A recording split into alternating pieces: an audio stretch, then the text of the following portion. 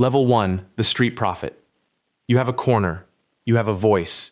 You have nothing else. The crossroads near the Circus Maximus smells like horse dung and frying fat. You stand in it. You claim to see through it. Your sandals have a hole in the left sole. You feel the stone beneath your foot all day. The crowd moves past you. Most of them don't look. Some of them sneer. A few slow down. Those are your customers. You watch for the hesitation. The man who stops walking is the man who's afraid of something. Fear is your market. You learned this in your first week. You haven't eaten today. You say the word fatum. Anyway, fate. And you let it hang in the air like smoke. That counts for something. You came from somewhere north of the city, a small town where your uncle read birds and your mother read faces. You have no formal training. No temple has granted you anything. No priest has certified your voice. What you have is a set of phrases you've assembled over time, like pieces of broken tile, fitted together until they hold a shape. You tell a man that the gods are watching his left hand. You tell a woman that a journey will change what she carries. These are not lies, exactly. They are the shape of what people want to hear, repositioned just slightly toward the ambiguous, toward the possible, toward the unprovable. You have learned to stop slightly before the specific. The lead tablets help. You carry 8 of them in a leather pouch that belong to someone else. On each tablet is scratched a different formulation, an appeal to the infernal gods, a request for guidance, a curse shaped like a question. You don't have a stylus. You borrowed one. When a customer wants a proper defixio, a binding tablet, a written appeal dropped into a well or buried at a threshold, you charge 4 copper coins and scratch the letters yourself. Your handwriting is poor. The grammar is worse. Most of the customers cannot read, so this does not matter. What matters is the ceremony of it, the weight of the metal in the hand, the moment before it disappears into water or earth, when anything still seems possible. The hierarchy of your world exists, whether you acknowledge it or not. At the top are the augurs, the official interpreters of divine will, appointed by the state, reading the flight of birds over the city's formal decisions. Below them, the haruspices, reading entrails and temple smoke, trained for years, wearing wool that costs more than your monthly earnings. Below them, the various temple servants and lot keepers, with their sanctioned equipment and their institutional addresses, their doors that customers can find again tomorrow. And below all of them, you, unaffiliated, uncertified, standing at a crossroads that technically belongs to the neighborhood association of the 11th region, who have already told you twice to move along. You don't move along. You adjust. You shift 6 feet to the left. You rephrase your opening line. You stay until the light goes. The light goes early in winter. You have been doing this through 1 winter already. Your fingers are cracked from the cold. The tip of your right index finger has a small, permanent callus from pressing the stylus into lead. You eat barley porridge when you can. You eat nothing when you can't. You sleep in a room shared with 4 other men, none of whom know what you do. 2 of whom think it's funny, one of whom asked you once if you could read his future, and then didn't pay you when you tried. Some evenings you count what you've made. Some evenings there is nothing to count. But there are moments. A woman whose husband came home. A merchant who didn't take the road to Ostia and whose friend, who did, was robbed. They come back to tell you. You nod like you expected it. You didn't. But you nod. You are not respected. You are barely tolerated. You are learning the shape of what people are afraid of, and that knowledge belongs to you now, and nobody can take it. That counts for something. Level 2, the lotcaster. The box is heavier than it looks. Cedar, not oak. You learned that difference in your first week, when the senior lotcaster corrected you in front of a client, and you nodded and said nothing. The tablets inside are oak. 40 of them, each one smooth to the width of 2 fingers, each one carrying a line of hexameter burned into the wood with a stylus so old its tip has gone soft. You know all 40 lines. You know which ones sound hopeful and which ones sound hopeful but are not. The distinction matters. Your job is to know it. Your job is also to never explain it. The shrine is a small room off the main portico.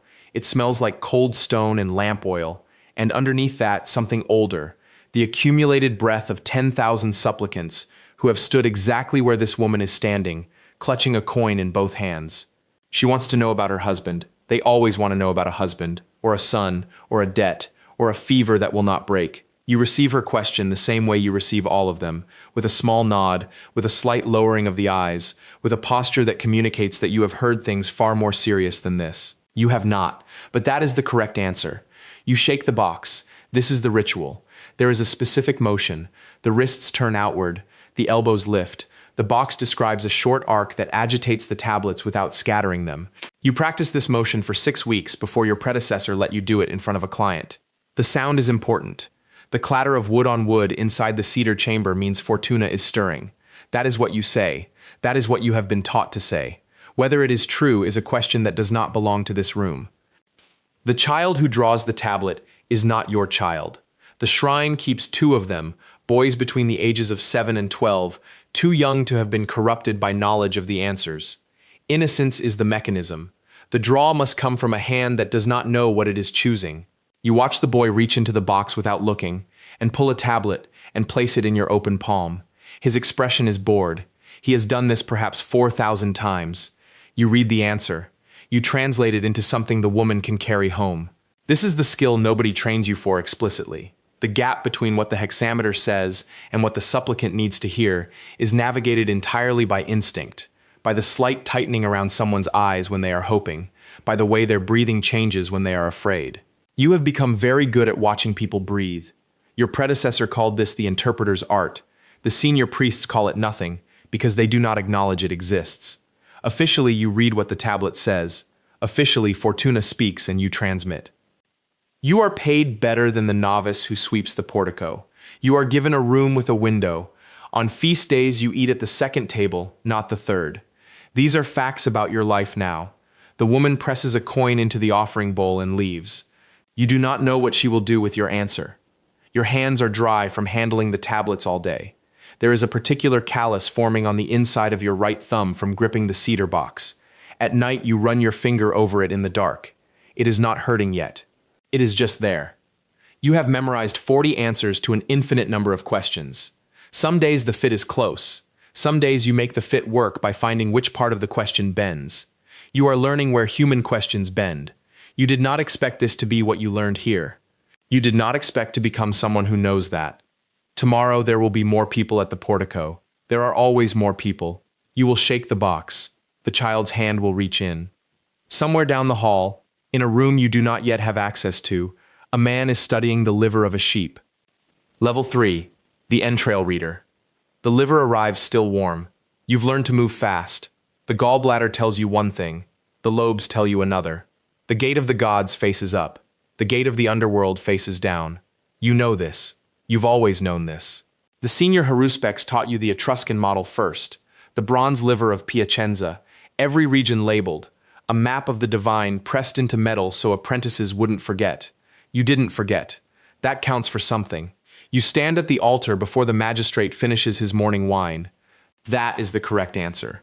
You are already here, already kneeling in the cold, already pressing your thumbs into the underside of a sheep's liver, while the torchlight makes everything orange, and the smell of iron fills your nose, and doesn't leave. It doesn't leave your hands either. You scrub them with ash and river water, and you still catch it mid-afternoon, mid-sentence, standing in the forum, while someone's wife talks at you about the price of grain. The classification system is ancient and precise. You read the liver in sections: regio hostilis, the enemy's quarter, pars familiaris, the quarter belonging to the client, and the remaining regions assigned to specific gods in a hierarchy you have memorized completely. An enlarged lobe in the pars familiaris is favorable. A lesion in the regio hostilis suggests obstruction. An absent gallbladder means crisis. You know what all of it means.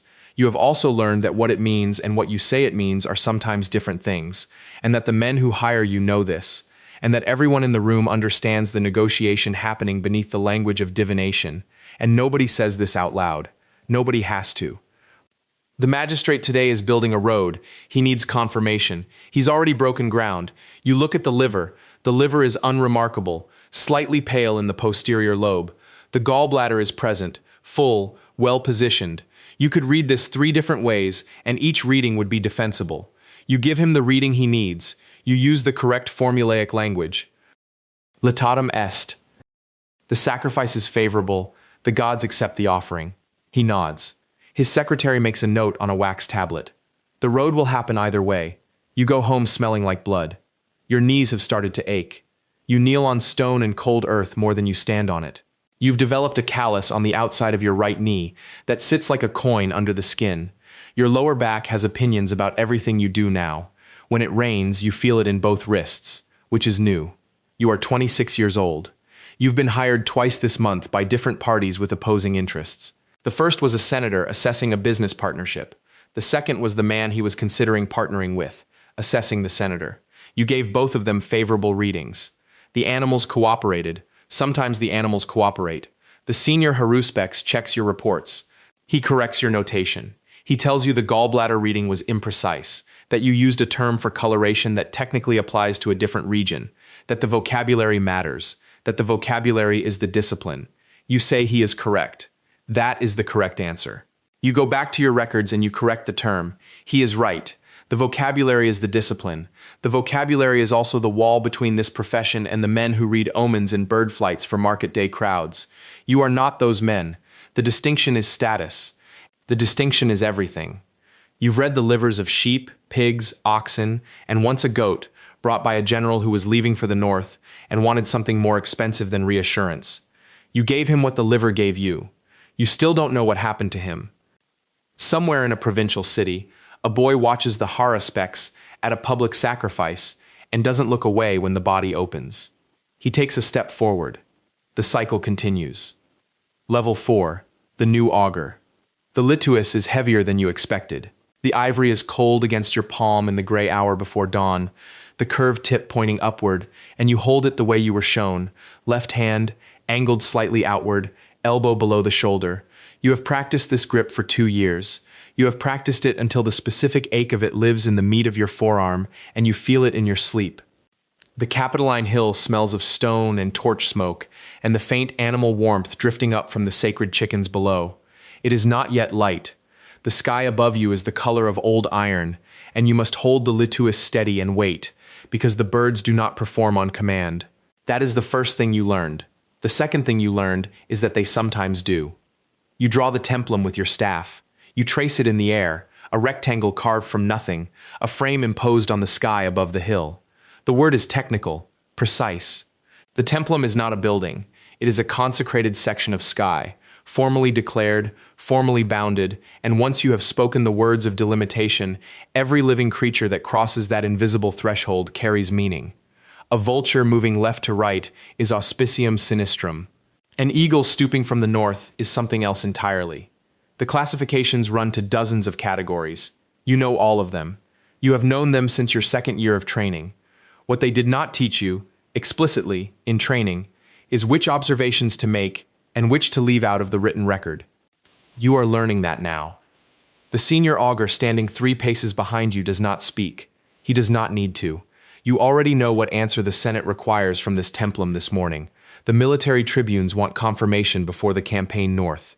The general has been waiting 9 days. There is a particular way of waiting that contains enormous pressure, and you have felt it from men who technically have no authority over you whatsoever. The chickens are below you, penned. They were fed almost nothing yesterday.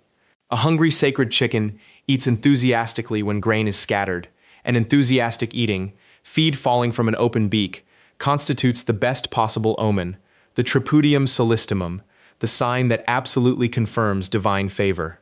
You have read the records.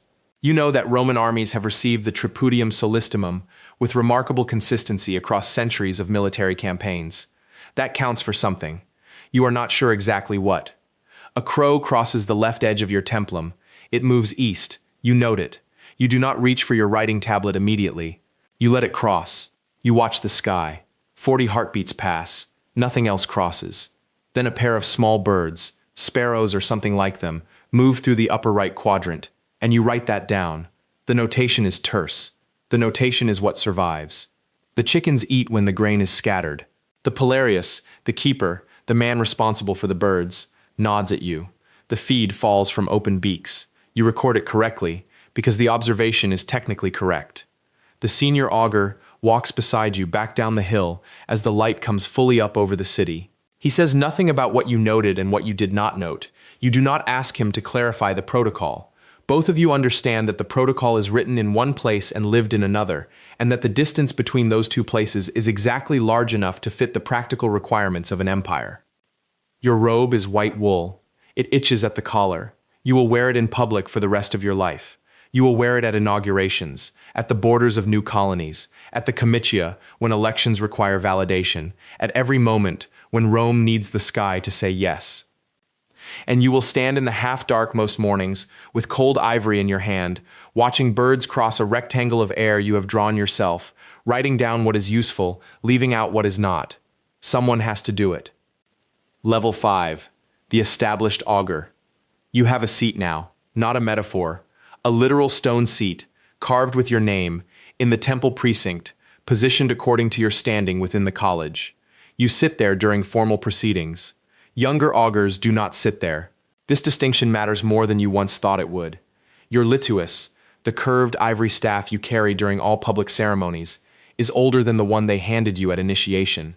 You traded up 2 years ago, when a senior colleague died and left his to the college. You petitioned for it. You received it. The ivory has a slight yellow cast from decades of handling, and the grip is worn smooth where a dead man's palm wore it down. You use it anyway. It is a better staff than yours was. You have been in the college for a decade. You know things now. The first thing you know is that the flight of birds is not the point. It never was. The point is the announcement. You stand in the augural templum, the bounded sacred space you consecrate each time with spoken formula before you can observe anything at all, and you watch. You always watch. You watch the left quadrant because favorable signs come from the left by Roman convention, and you understand that this too is a convention, agreed upon by men, recorded in the Libri Augurales, and enforced by the college as though Jupiter himself dictated it. You read the text. You know what it says. You also know that the text has gaps, and that the gaps are where the work happens. The second thing you know is timing. An election is scheduled. 2 candidates. One of them has the backing of a consul you respect, or perhaps fear, or perhaps owe something to. The categories blur after long enough. On the morning of the assembly, the sky is clear. The auspices are favorable. The people gather in the comitium, organized by their voting centuries. The whole grinding machinery of Republican process underway. Then you see something, or you announce that you have seen something. A bird moving in the wrong quadrant. Lightning from the wrong direction, which no one else was watching for. The technical term is vidium, a flaw, a defect in the sacred proceedings. You announce the vidium. The assembly is void. The election does not happen today. The candidate who would have won goes home. He knows what you did. You do not discuss it. That is the correct answer. What this costs you is the kind of sleep where you lie still and your mind does not. You have a wife who hosts dinners where the conversation stays far away from your work. You have learned to be grateful for this. The augural college has no confessional and no counsel of your own conscience. You read entrails and bird patterns and the will of the gods, which is to say you read the will of the men who need a particular answer on a particular morning. Some of your colleagues seem unbothered by this. You study them during college meetings, trying to identify what they have and whether you can acquire it. You are not sure what to call the quality you are looking for. Your hands do not shake. That stopped years ago. What you have now is a very precise awareness of every person in the room during formal proceedings, a constant peripheral calculation of who is watching whom and why. You carry this with you when you leave. You carry it at dinner. You carry it into sleep. The prestige is real. Senators defer to you in public. Your opinion on sacred matters carries institutional weight that can outlast any individual magistrate's term. You have intervened in the machinery of the Republic, and the Republic continued moving, and no one held you to account, because the College of Augurs is the account to which such things are held. This is not a comfortable thing to know about yourself. You prepare the ritual for next month's military departure. You will read the sky at dawn. You will report what you find, or what is needed. The ivory staff rests against the wall. You already know what you will see. Level 6, the senior entrail reader. The courier arrives before dawn. He has ridden through the night from Etruria, and he smells like horse sweat and road dust and something else you recognize immediately. The particular fear of a man who has seen something he cannot explain. He hands you the sealed report. You break it open by lamplight. A calf, 2 heads, born alive, survived 3 hours, died facing north. The farmer who found it has not slept. Neither will you. This is your work now, not the cutting, the interpretation. You have spent more than 20 years with liver bronze in your hands, tracing the lobes and the gates and the regions that map the world of the gods onto the slick interior of an animal. You have memorized the Etruscan discipline, not as a student memorizes a lesson, but as a body memorizes balance. The knowledge lives below your conscious mind, available the way breathing is available. When a younger haruspex brings you an extracted organ and points to an atrophy in the pars hostilis, you already know what he is about to say before he says it. You let him say it anyway. That is part of the work too. The prodigy report goes through channels. The pontiffs review it. The Senate votes on whether to accept it as genuine, whether the two-headed calf constitutes a prodigium worth public expiation, or whether it is merely a curiosity, a farmer's tale, a trick of nature with no divine address. When the Senate accepts it, and they have accepted this one, the matter lands on your desk with the full weight of the Roman state behind it. You write the response in Latin, but you think in Etruscan categories. You identify the sign. You identify the region of the liver it corresponds to, the celestial house it maps to, the deity whose sphere it touches. The double head means doubled meaning, contradictory omens pressing from two directions. This is not a simple portent. You work through the precedents. You have records going back 4 generations. You find a comparable case, a two-headed lamb reported during the Second Macedonian War, and you read what your predecessor wrote, and you disagree with part of it, and you make a note of that disagreement for your own records that no one else will read. You prescribe the expiation, specific sacrifices, specific animals, specific timing relative to the calendar, specific prayers, in specific order, to Janus first, then to the offended deity, whose name you have determined through the logic of the sign. You write all of this down in formal language, the language of official religious procedure, cautious, repetitive, covering every contingency, and you sign it, and it goes back through channels to the Senate, and Rome acts on what you have written. You do not attend the sacrifice. Someone else performs it. That is correct. Your role ends with the document. That is the role. At dinner 3 nights later, a senator mentions the prodigy matter as though it is already closed, already resolved, a minor administrative detail. He does not know your name. He does not know who wrote the response. He gestures at the category of people who handled it. The haruspices, he says, have done their work. He moves on to the wine.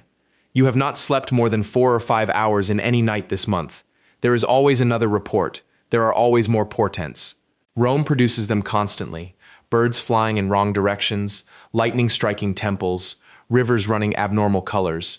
And each one requires assessment, and most of them land on your desk because you are the one the younger readers bring their hard cases to, and the hard cases, lately, do not stop. Your right hand aches now from the cold. It has ached from the cold every winter for the last 7 years. You wrap it in cloth before you sleep, and unwrap it in the morning, and pick up your writing stylus and begin. You are not waiting to be noticed. You are not building towards something. This is it, the document, the determination, the name of the god who is unhappy, and what Rome must do about it. That counts for something. The keeper of the Sibylline books is watching you. You have not met him yet. You will soon. Level 7, the keeper of the Sibylline books. The appointment comes in writing. No ceremony. A letter, sealed in wax, delivered by a man who does not wait for your response. You break the seal. You read it. You set it down on your desk. Then you sit with it for a long time. There are 15 of you. 15 men in all of Rome. That is the number. You will spend years measuring everything against it. The College of the Keepers, the Quindecimviri Sacris Faciundis, is one of the 4 great priestly colleges of the Roman state. You do not apply. You do not audition.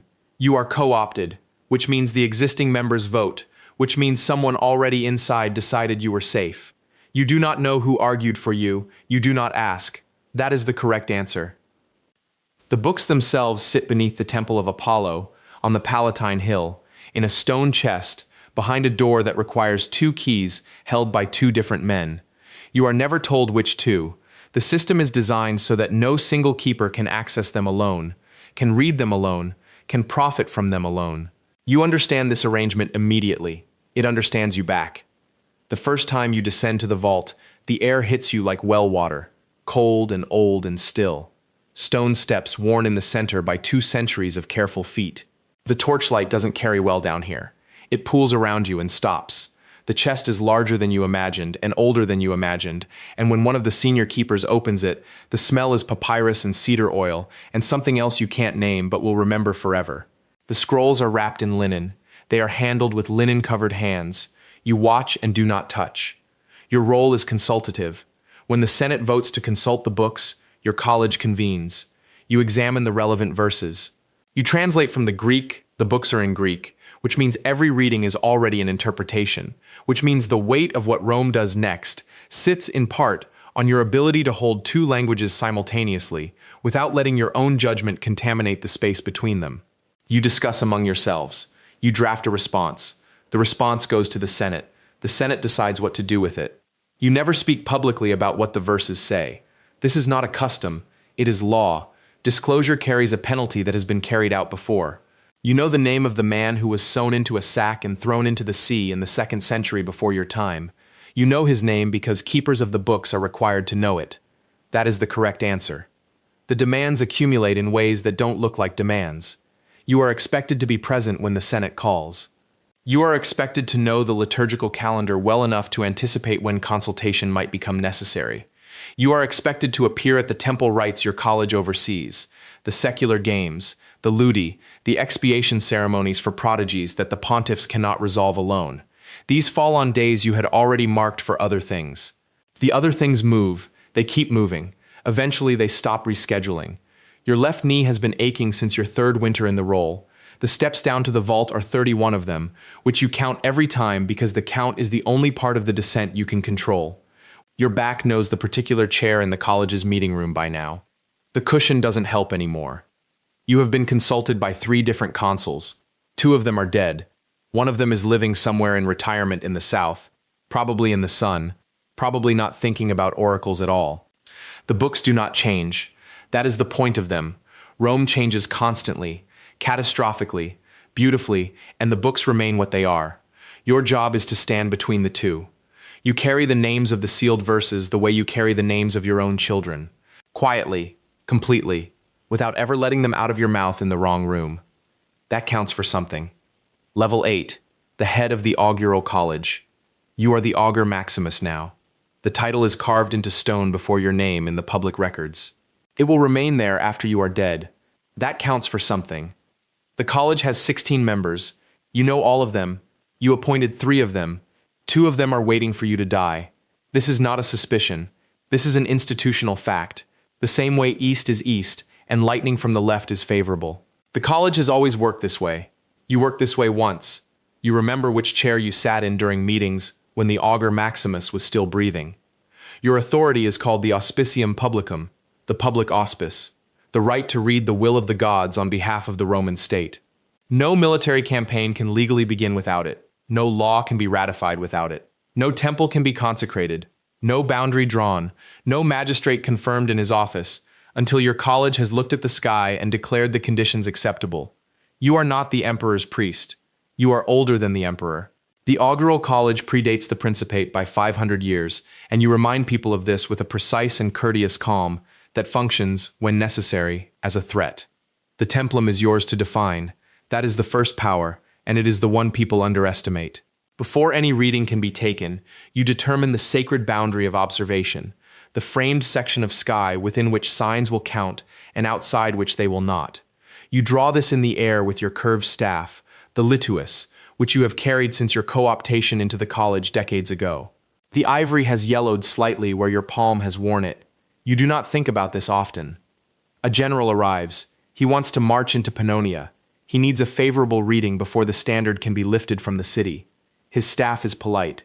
His staff is very, very polite. You schedule the observation for 3 days hence, at first light, facing east from the Capitoline. You note in your records that a storm system has been visible over the western hills. You make no comment about this to the general's staff. That is the correct answer, and everyone in the room understands what it means. The reading happens before dawn.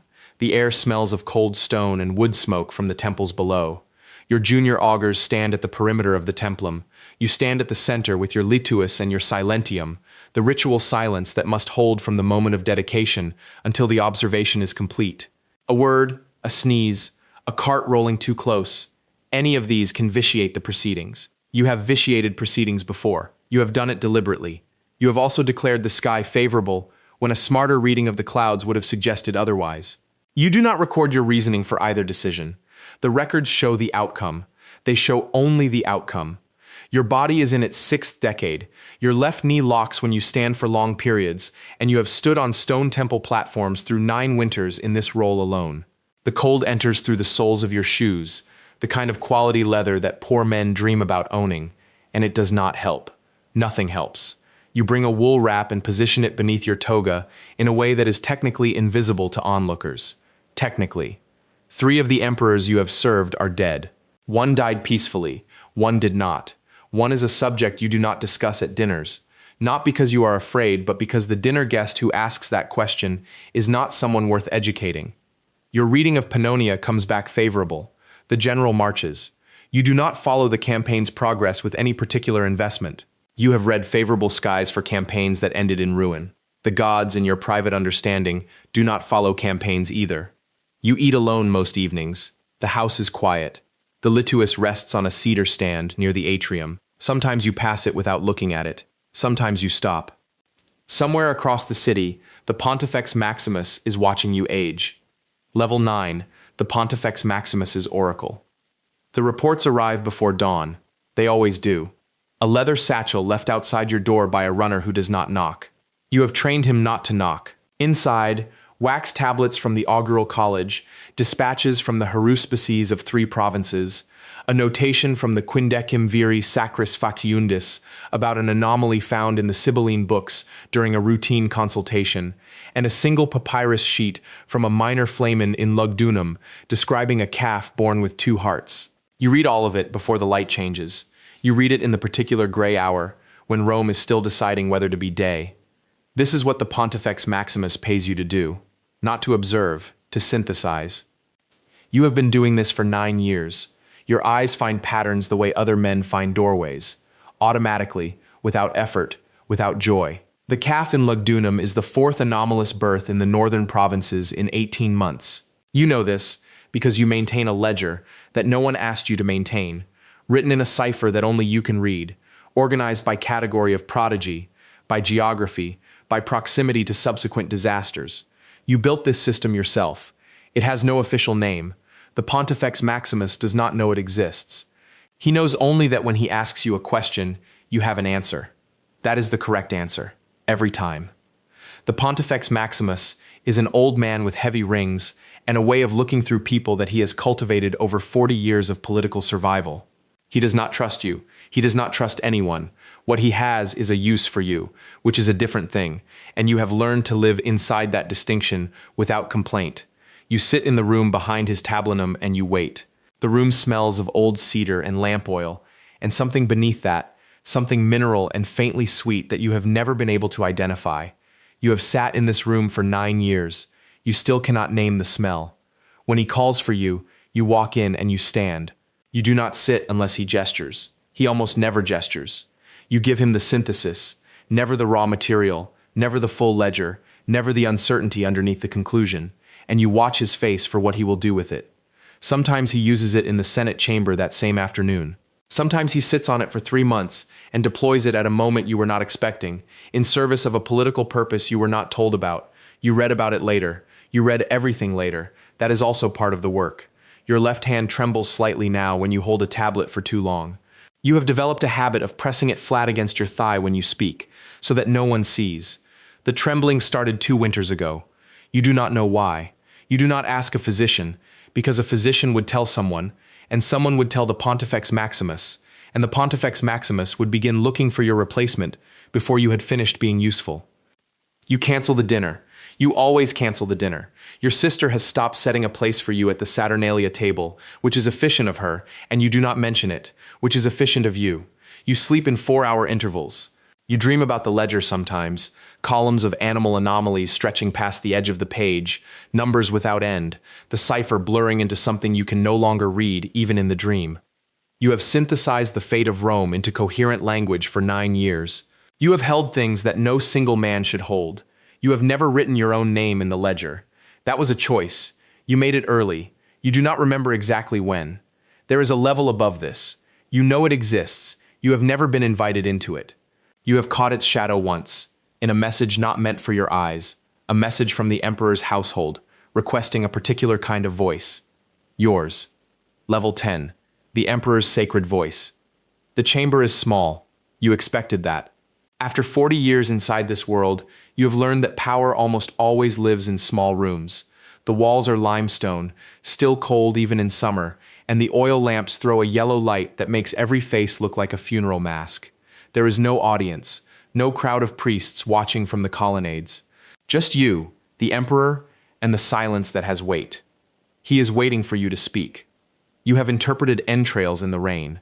You have read the flight of birds over 3 separate campaigns, standing in mud to your ankles, while legions held their breath around you. You have served 4 emperors. You have outlived 2 of them. You have learned the particular grammar of power. When a man in purple asks the gods what they ordain, he is not asking the gods. He is asking you to confirm what he has already decided. That is the correct answer. That has always been the correct answer. You understood this before you could name it, somewhere around your 2nd decade of service, watching an emperor's jaw tighten almost imperceptibly when a reading came back unfavorable, and watching the augur beside you quietly revise his interpretation. The augur kept his position. The gods did not object. Your title is Augur Maximus, the highest sacred office in the Roman religious hierarchy. But you do not think of yourself by your title. You think of yourself as a reader of rooms. You look at the liver now, a sheep's liver, still warm, resting in the bronze offering dish. You know its lobes the way you know your own hands. The lobar markings, the gallbladder condition, the presence or absence of the so-called hostile region in the upper right section. You were trained to read these things as text. You have read them 10,000 times. And yes, there is an anomaly, a small depression in the left lobe, something a young man would flag immediately, something a careful man weighs against the room. You look at the emperor. He is watching you with eyes that have ordered executions. You make your reading. The gods are favorable. The campaign will succeed. The dynasty is blessed. You use the correct archaic Latin, the formulaic language of the Pontifical College, the words that go back 300 years and carry their own gravity. You cite the flight of the birds you observed at dawn, which was technically favorable, which is technically true. You do not mention the liver's left lobe. That counts for something. You have not lied. You have selected. Afterward, in the corridor, your knees ache on the marble. Your hearing has been going for a decade. Too many years standing near the ceremonial trumpets, the tubicines whose bronze instruments split the air at every major sacrifice. You sleep 5 hours on good nights. You carry the names of men who received unfavorable readings in private and never heard about them in public. You do not say their names aloud. The names are heavy enough without sound. What you have is this. You eat at the imperial table. Your familia is protected. Your word shapes policy in a city of 1 million people. When the histories are written, your interpretations will appear in them as divine communication, and no historian will know the difference, because there is no difference. The interpretation becomes the truth. The truth becomes the record becomes the will of the gods. You understood this at some point and stopped finding it troubling. You cannot remember exactly when. Your bones are in this work. Every year, every reading, every careful choice of words.